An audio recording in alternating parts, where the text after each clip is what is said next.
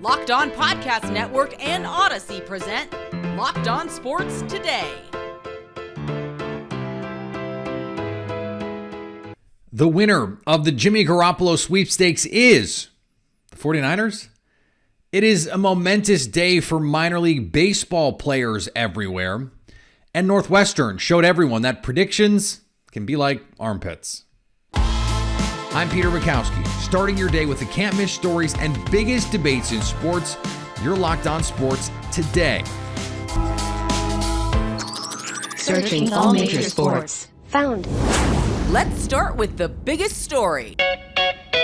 After a spring and summer of speculation, Jimmy Garoppolo is staying in San Francisco to be the backup, we think, to Trey Lance. He will apparently become the highest paid backup in the league, will have a no trade clause, and will go into the season as QB2. From Locked On 49ers, Eric Crocker is with me now. And Croc, there are a lot of questions, not just in Niner Nation, but from fans around the league about how this came to pass. Let's start with the Jimmy Garoppolo side. Why was this Jimmy G's ultimate decision? Why was this the best move for him?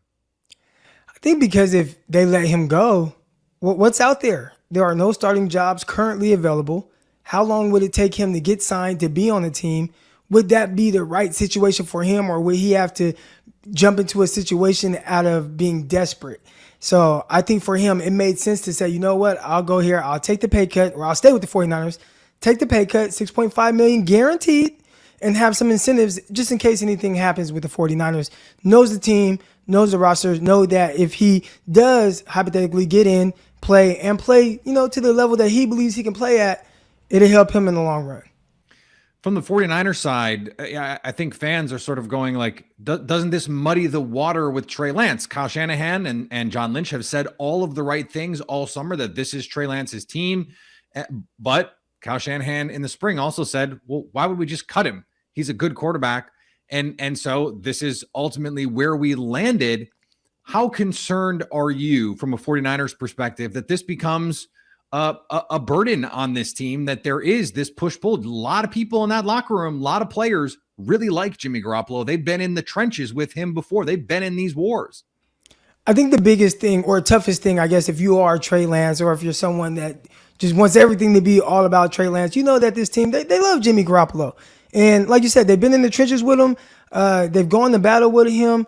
They've seen him play injured and play through all these different things, and they've had a lot of success with him. In the 2 seasons where he was healthy, they won a lot of football games. As it pertains to Trey Lance, I think the bigger issue there is just that, hey, there is a lot of unknown, and you don't know how he's going to play. But one thing has really maintained throughout this entire process and stayed true. Kyle Shanahan has said over and over, all the way going back to the owners' meetings in February or March, whenever that was, this is Trey Lance's team. He's our guy, and we're just not going to cut Jimmy Garoppolo just to cut him because we have other quarterbacks on this roster. So Kyle also went on, I believe it was Tim Kawakami's podcast from The Athletic, and he said, listen, this is Trey's team, and we hope that the fans are patient with him. We understand that there's going to be ups and downs. He understands what goes into the development of Trey Lance, and that, hey, this is a guy playing for the first time, but he also believes that this is a good enough team around him. And went as far as to say, there were times with Jimmy Garoppolo where it wasn't great. 2019, San Francisco 49ers went to a Super Bowl. Well, Jimmy Garoppolo for the first half of the season, it didn't look good, and the defense kind of carried him, and the run game carried him.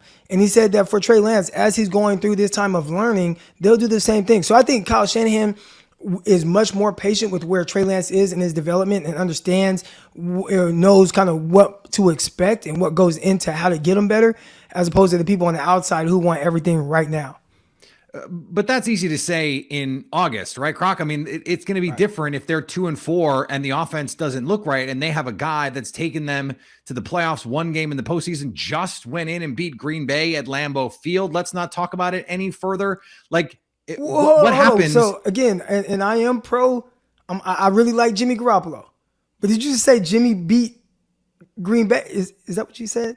I said the 49ers beat the Packers at Lambeau Field, not Jimmy G. Jimmy Garoppolo, but he was the quarterback for that game. The quarterback of that team. Why did Green Bay lose that game? And I think that's why you go with Trey Lance, because you need a little more, right? You're talking about a playoff game, albeit the weather wasn't great at all. You know, the 49ers have won 3 playoff games out of their 4, right? They've won 4 playoff games with Jimmy Garoppolo. 3 of them, he didn't even throw a touchdown pass.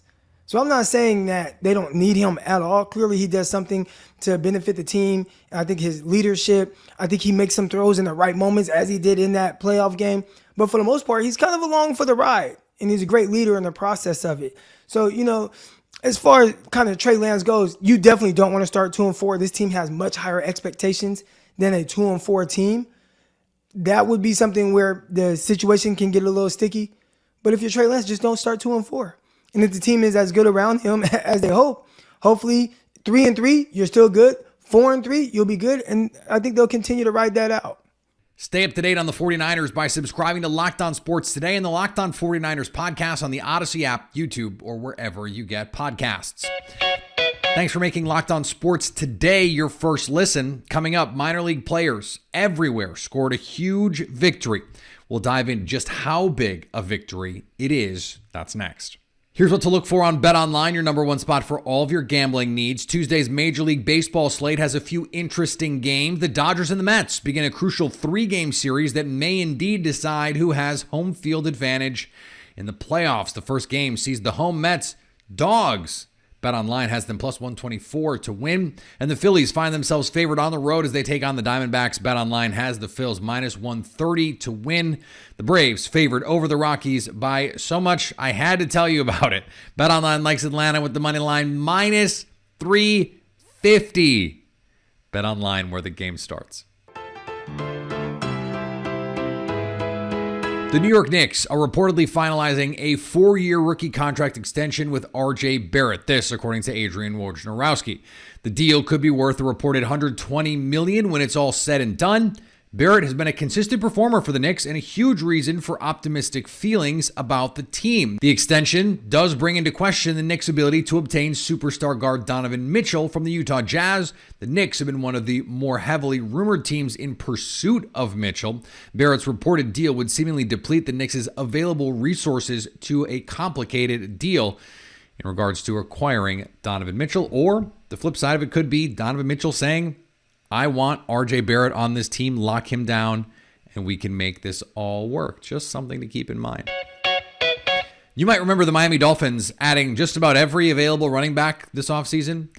They have begun to trim that list. The Dolphins released veteran running back Sony Michel on Monday among 13 moves they made before Tuesday's deadline to cut their roster to 53. Michel signed a 1-year, $2.1 million deal with the Dolphins in May after spending a season with the LA Rams. He was critical for the Rams down the stretch after taking over as the team's starter in Week 13. His 540 rushing yards from Week 13 through Week 18, third most in the NFL. The former first-round draft pick is a 2-time Super Bowl champion with the New England Patriots. Where some teams are cutting down, others are trying to add. The Carolina Panthers on Monday acquired another playmaker for quarterback Baker Mayfield, trading with Jacksonville for wide receiver Lavish Shenault. The team announced the Panthers will send undisclosed draft compensation to Jacksonville. The Panthers appear set with their top 4 receivers, DJ Moore, Robbie Anderson, Terrace Marshall Jr., and Shi Smith, although injuries have been an issue for Marshall since he was selected in the second round last season.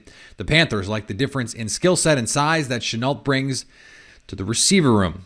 Could be looking at positionless football in Carolina. Christian McCaffrey split out wide. DJ Moore built like a running back. Lavish Shenault built like a running back. Put those guys anywhere, create some problems. The Washington Commanders haven't ruled out running back Brian Robinson's return this season after the rookie was shot twice in his lower body on Sunday. Incredible story. Washington coach Ron Rivera said the team will determine whether to place Robinson on the non-football injury list after talking to doctors later Monday. Robinson would miss at least 4 games if the team makes that move. Rivera further said of Robinson's timeline, it's just about the healing process. And once he's well enough to get on the field, doctors have to clear him, and we'll go from there. Everything is positive so far. If he can get back on the football field, forget this season, ever again in the NFL, it would be a remarkable story. Los Angeles Rams running backs Cam Akers and Darrell Henderson both returned to practice Monday after missing time because of soft tissue injuries. Rams coach Sean McVay said both running backs were full participants during practice. When McVay first mentioned the injuries to both backs, he said the team was, quote, just being smart with the pair and wanted to wait until they were able to be out on the field without restrictions before they practiced again. Akers missed most of the last season after tearing his right Achilles in July 2021, and Henderson missed 5 games last season, 4 of which were because of an MCL strain. And on the diamond, the St. Louis Cardinals did whatever they wanted to the Cincinnati Reds, and Albert Pujols hit his 694th home run off the record-breaking 450th different pitcher. Hey there, Cardinal fans. It's JD from Locked On Cardinals, and I just saw one of the coolest Cardinals games in my entire life. I just saw Albert friggin' Pujols hit career home run number 694 in his illustrious career, and I uploaded that video just for you. It's on our YouTube channel. Check out that award-winning footage when you get a chance. I also saw him break Barry Bonds' record for pitchers that he's hit a home run off of with that opposite field shot off of Ross Detweiler, who, sorry, Ross, you're now a statistic, victim number 450 in the career of Albert Pujols. I saw Tyler Bro-Neal, my man, mash not 1, but 2 home runs tonight, which made me very proud as a super fan of his. Michaelis, sadly, he only lasts 4 1/3, doesn't qualify for the win, but the boys had a big lead. No need to extend him. Chris Stratton, damn glad to meet you. Got his 7th win of the year. But the Cardinals offense, that was the story tonight. 13 runs, 14 hits, 4 home runs, including a dick-dong. Corey Dickerson goes yard to go along with Pujols' record-setting shot and Bro-Neal's 2 bombs. Let's just say it was a good night to be a Cardinals fan at Great American Ballpark. Full recap plus a new farm report coming your way on Tuesday on a fresh new episode of Locked On Cardinals. Minor league baseball players have taken the first step toward unionization. And I think if you asked the average sports fan, maybe even the average baseball fan, they wouldn't have even known that minor league baseball were not part of the Players Association that the guys in the show are. Joining me now from Locked On MLB Prospects, Lindsey Crosby. And Lindsey, why is this an important thing for the minor leaguers? So think about the last 2 years, and a lot of the conversation around minor league baseball has been the substandard wages. Most guys in the minor leagues make $500 or $600 or $700 a week. We've had conversation about the housing situation. You see 4 or 5 guys to the same bedroom sleeping on air mattresses or in cars. We've had conversation about guys not getting paid in the offseason or minor league contraction, where they went down to 120 teams and just eliminated minor league baseball in 30 or 40 cities across the country. Forming a union and being able to collectively bargain gets around all of those issues and allows minor league baseball players to advocate for themselves, for each other, and ultimately to get paid a living wage to play baseball. What is the path to some sort of connectivity between the Major League Baseball Players Association and the minor league players? Because the major league players have had a lot of similar gripes, not about travel necessarily, but about service time and a lot of the things that are directly related to guys spending time in the minors, getting called up or not getting called up specifically for contractual reasons. So how can they find synergy there, if at all? So what works well is the way that this is being set up is the Major League Baseball Players Association would represent both the major league players and the minor league players, but their contracts would be bargained separately. And so when you're bargaining from the same unit, you're able to, in essence, share notes and form a strategy. So, for instance, if major league players are negotiating a reduction in the amount of service time required to get a season, the minor league players can then negotiate some sort of incentive for teams to call their players up early. The idea is by being able to coordinate everything, you can better have a cohesive strategy and you can work around whatever loophole management's trying to do to deny this thing to the players. Why has it taken so long to get here? I think a few reasons. The first one is obviously Major League Baseball has this antitrust exemption. They've had it for over 100 years, and there's never really been a lot of momentum to fix it. But in the last few years, especially fueled by the 2020 contraction of the minor leaguers, you've seen Congress get involved. You've seen letters, you've seen threats of hearings, and you've seen the Supreme Court actually address the existence of the antitrust exemption and say that they don't think it should exist.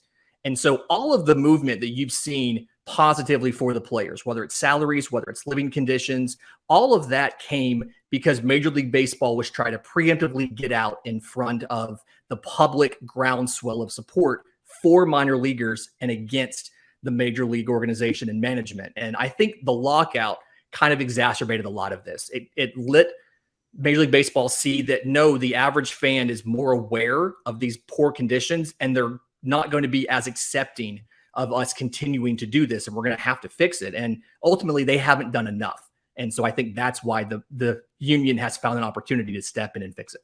So where does it go from here? What's the next piece of this? Okay, so authorization cards are what went out Sunday night. And what that is the players are signing saying, yes, I want the Major League Baseball Players Association to represent me. Now, legally, if you get 30% of those cards returned, the Players Association can ask for a union election to be held. But I was talking to some people today and found out that the plan is actually Major League Baseball expects to get around 75% of those returned with a yes. And so on Labor Day is the discussion. They're going to publicly announce we have received an overwhelming majority of the cards returned in favor of a union for minor leaguers. And we are voluntarily asking minor league baseball to recognize us as a union and begin collective bargaining.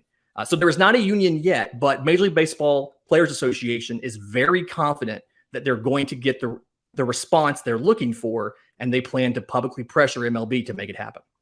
Stay up to date on the prospects of tomorrow's Major League Baseball by subscribing to Locked On Sports Today and the Locked On Major League Baseball Prospects podcast on the Odyssey app, YouTube, or wherever you get podcasts.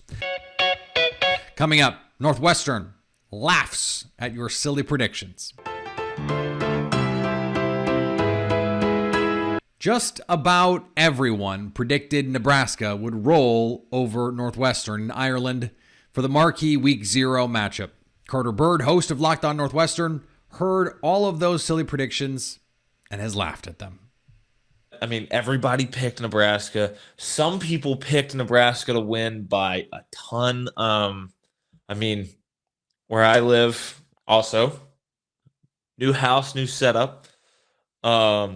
Where I live down here in Alabama, the local sports radio station in Birmingham, they had some guys that decided to just be really dumb and just make a bunch of assumptions and not do any research on the game on Saturday morning. And they just talked, well, Nebraska beat up on Northwestern by like 40 points last year. Like, how much more could Northwestern have really added? How much better could they be? I mean, they were 3-9 last year, and it was a load of garbage. And that's what it is. That's what a lot of people's take on Northwestern was.